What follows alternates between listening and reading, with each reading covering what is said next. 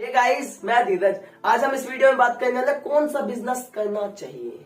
आता है दिमाग में बिजनेस तो करना है, पर कौन सा करें। तो आज इस वीडियो में आपको क्लियर हो जाएगा कि आपको कौन सा बिजनेस करना चाहिए। और दूसरा, बिजनेस करने से पहले किन किन बातों का ध्यान रखना। अगर आपने इन बातों का ध्यान रख लिया तो आपको बिजनेस में लॉस नहीं होने वाला। तो सबसे पहले समझते हैं कौन सा बिजनेस करें। सबसे पहले आप देखो कि आपको कौन सा बिजनेस करना है। आपको बताता हूँ, सुबह से लेकर शाम तक ऐसी कौन कौन सी प्रॉब्लम आप फेस करते हो, आपको लगता है काश इसका सोल्यूशन होता तो ये प्रॉब्लम नहीं फेस करनी पड़ती। आप वहां से कोई प्रोडक्ट बना सकते हो। देख लेना मार्केट में उसकी नीड है या खाली सिर्फ आपको, आप ये भी देख लेना। मैं आपको एग्जांपल देता हूँ। मैं शार्क टैंक इंडिया देख रहा था। शार्क टैंक इंडिया में किसी ने ऐसा प्रोडक्ट बनाया, उनके घर में आग लग गई। इस वजह से क्या हुआ, उन्होंने ऐसा प्रोडक्ट बनाया कि इंसान को इतना तो टाइम मिले कि वो बाहर निकल सके। दूसरा एग्जांपल, बाइक एक्सीडेंट बहुत होते हैं हमारे इंडिया में। उनके फ्रेंड का एक एक्सीडेंट हुआ और उसको कोई हॉस्पिटल तक नहीं ले जा पाया। क्यों नहीं ले जा पाया? क्योंकि हर किसी को लगता है पुलिस वाले 10 सवाल पूछेंगे, मेरा टाइम खराब होगा या मेरे को हॉस्पिटल तक ले जाना है।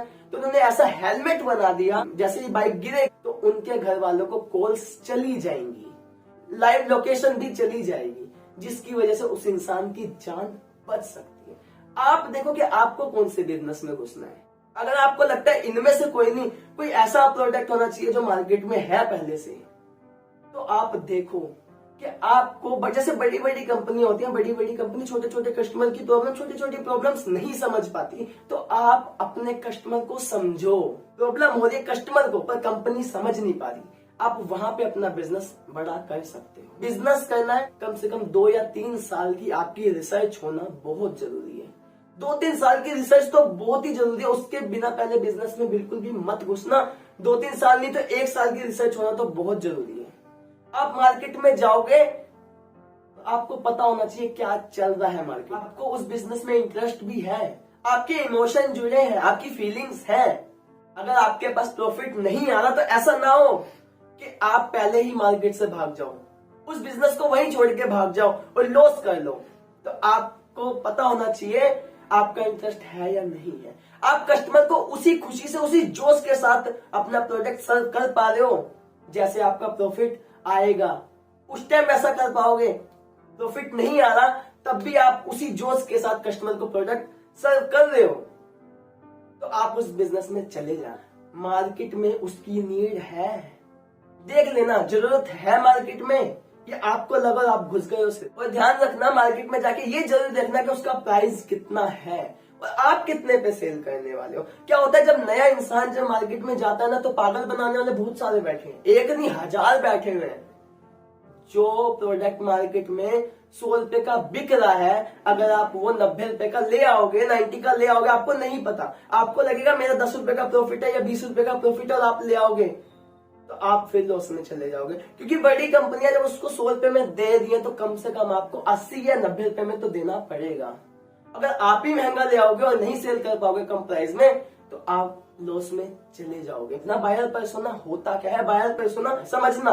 आपके टारगेट कस्टमर कौन है, अपने कस्टमर के बारे में एक एक चीज की जानकारी, वो कब उठता है, कब सोता है, क्या खाता है, उसकी एज क्या है, उसको कैसे बात करना पसंद है, एवरीथिंग, हर चीज अपने कस्टमर के बारे में आपको पता होना बहुत जरूरी है। क्या माँ से ज्यादा बच्चे को कोई समझ सकता है? कोई समझ सकता है? या बच्चा माँ के बिना रह सकता है? इतना समझ लो अपने कस्टमर को कि कस्टमर आपके बिना रह ही ना सके, कहीं वो जा ही ना सके। उसको चाहिए तो सिर्फ आपका प्रोडक्ट चाहिए और कहीं वो जाए ना। एक माँ की तरह अगर अपने कस्टमर को समझ लिया ना, तो आपका कस्टमर कभी भी आपके पास से नहीं जाने वाला। एक छोटा सा एग्जांपल देता हूँ टारगेट कस्टमर का। आप सभी ने मोमोज खाए, मोमोज पसंद भी होंगे। अगर यही मोमोज पहले अगर 50 या 60 साल के लोगों को खिला दिए जाते तो वो क्या कहते, उनके सामने आते तो ये तो कच्चा मैदा है, इसमें ये तो जम जाएगा पेट में, इसको नहीं खाना। पर इसका टारगेट कस्टमर समझना, इसका टारगेट कस्टमर 5 साल से लेकर 30 साल तक का हो सकता है। अगर इस एज के लोगों को आप खिला रहे हो तो उनको अच्छा लगेगा, उनको पसंद आएगा। अगर उनको पसंद आ गया तो कहीं ना कहीं वो घर पे भी लेके जाएंगे, अपने पेरेंट्स को भी खिलाएंगे। अगर आप पहले ही गलत कस्टमर तक वो सामान ले गए तो दिक्कत हो जाएगी। तो फिर तो वही बात आ जाएगी कि पेट में जम जाएगा और ये हमारे को खराब करेगा, ये कच्चा मैदा है।